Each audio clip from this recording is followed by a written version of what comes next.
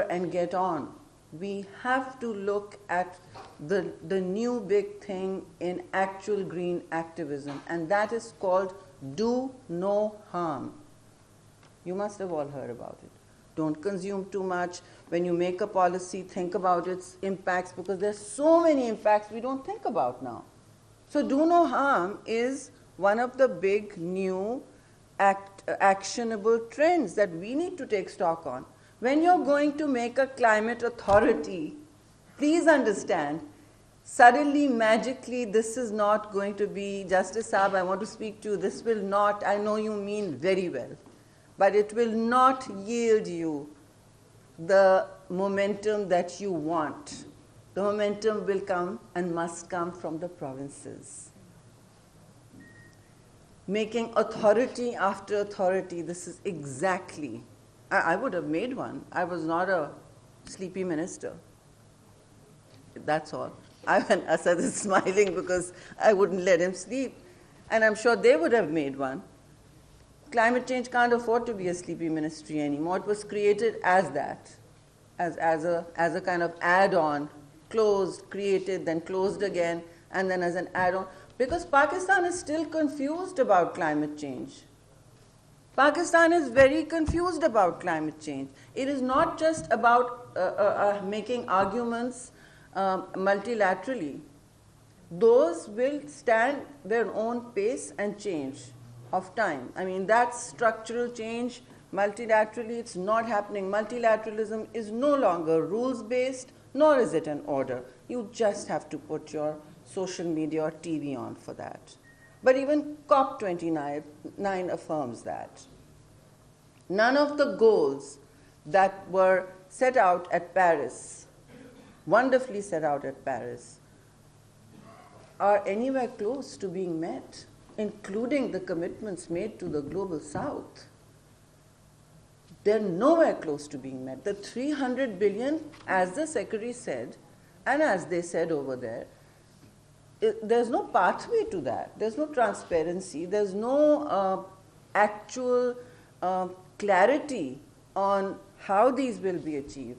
And we keep on using the same language. We keep on, even multilaterally, I'm deeply frustrated that we still want to, at the expert level, at all levels, stay within the box defined for us. We did not get the loss and damage fund by staying in that box. We stayed outside of that. We spoke with respect and vigor, but we insisted on making it happen beyond the conference dates. Aisha knows this. So I don't want to get into all of that. But it was not by breaking rules. It was by speaking a little bit of truth to power. And that just doesn't get done. We still imagine that someone will tell us what to do. No, they're not telling you what to do. It's all passing you by. Please wake up, do a national stocktake. I spoke about internationally determined contributions. It will take 30 years. If they can ask you for NDCs, which they should, ask each other, what are your nationally determined contributions? You don't see it in the language in Pakistan. IDCs, no. If the UN tells us that this is a goal, we'll quickly grasp it and say, very good, and it'll enter everybody's speeches. It entered the Prime Minister's speech. It entered, he hosted a roundtable for it. But no one's talking about it.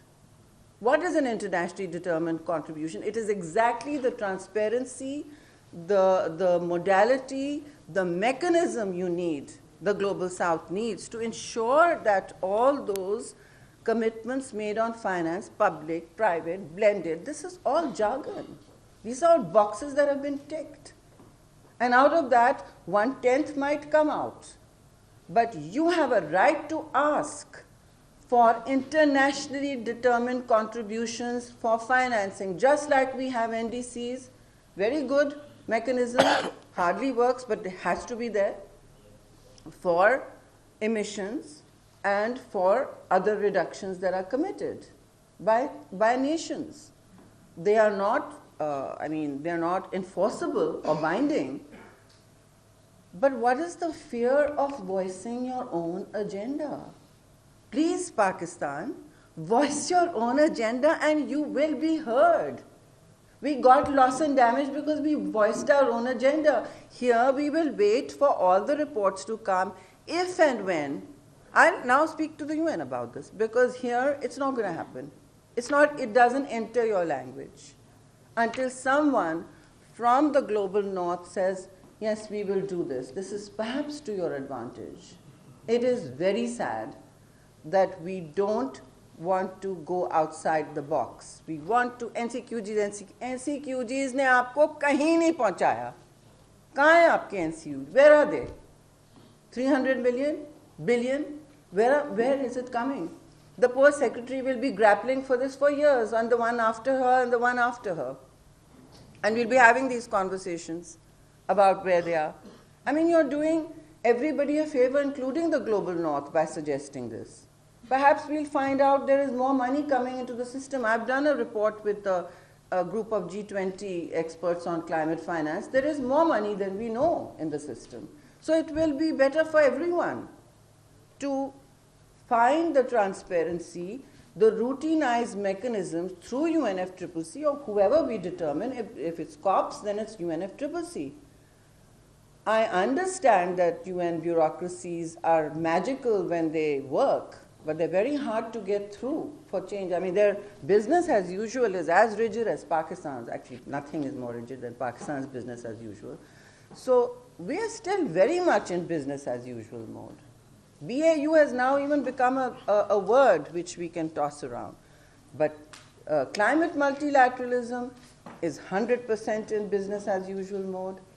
Anyone who tells you otherwise is departing from the numbers. And I don't want to say let's not invest in hope, because as I said, multilateralism is the only table where the global south actually gets heard, the global north actually speak out for you, where they set their own targets, and we have some outcomes that we clutch to our hearts as climate justice, as outcomes of climate justice. Now, Judge Saab aa gaye, Mansoor Ali Shah aa gaye, so I will not take too much time. I wish he was here because I have addressed the authority question to you, sir. I understand your deep frustration, and a lot of climate thinkers now who are frustrated at the slow pace of climate responses. We're only responding. Perish the thought that we actually innovate and do things like show climate leadership. We do, but then we let it fall by the wayside. It has to be persistent, and our climate action is basically not rooted in the seat of this capital where all authorities are made of. And they all mostly look at our history. I didn't make it because it was going to become another white elephant, where the same people with the same technical capacity will be sitting, not innovators. That is the history of governments and how we work in Pakistan. And it will become another big drain on your budget, which we see. And it will also be telling the ministry what to do and competing with them for influence. She can't say all this. I'm saying it. I would have said it then. I mean, this is why the CPEC authority has been filled. What did it do? And there is authority after authority being created. I mean, we're not in 1960 again. Yes, I understand the spirit behind it, a group of experts that would furnish the ministry with the level of institutional capacity needed. Perfect on paper. This is not how Pakistan works. And it won't. It will become a sinecure for 70 people who mostly, sorry to say, my experience tells me, even on committees, are self-serving. It won't be the intention you brought to the table and the moral purpose you brought to the table, or any of us sitting here. I know many friends wanted it, and I warned them then. I said, see what happens? You will not be in the authority, providing the capacity and the leadership, or people that necessarily the secretary wants will not be in the authority. You see what happens. Change my name to my husband's last name if it is not what I say. And that's my ultimate bet sacrifice. So I'm going to stop now and say, I think Pakistan needs its own stocktake. how we deal with multilateralism, how we accept all norms given down to us. We think challenging the order is breaking the order. No, you can play within the rules and still challenge things multilaterally, which I think Justice Mansoor has very ably done with us at the last two COPs on speaking on international justice and the greening, or rather the browning of the planet is certainly not greening. That's what the evidence tells us. So the evidence is terrible. We are warming, sir, as I said to you there, we are not greening. We are fast on our way to becoming the red planet. So I think on these words we need to really take a clear stock of what Pakistan needs to do. First, with respect to stock takes and multilateralism, and our own actual action, which is rooted in the provinces. An authority will do very little over here. Thank you. Thank you, Rehman, for an exciting talk and identifying the actions which are to be taken at their risk. Ladies and gentlemen, we are honored to have with us Justice वो बैठ जाएगा यहाँ ये गोहीर is very good ये technical चीजों का जवाब देगा अच्छा हाँ आप चलें अस्सलाम वालेकुम everybody and good afternoon or good morning sorry I was busy before I just started what Mr. Rehman was saying. Mr. Rehman was right. I mean I agree. I have no qualms with the fact that should we have an authority or not. I agree with the fact that I agree with her that we can't just keep replicating and creating new authorities. New SOEs. The drain on the budget also.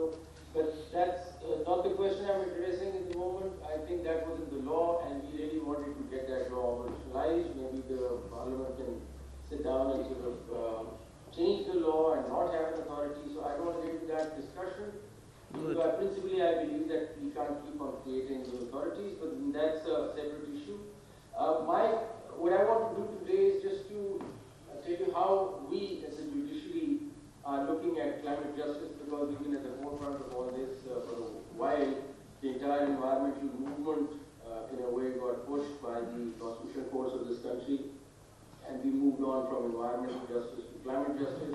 So how we look at climate justice now, especially post-Baku, and in the context of something called climate finance now, it becomes important. But let me also say that when we took up that matter regarding authority, it was because there was a climate change fund also in the law.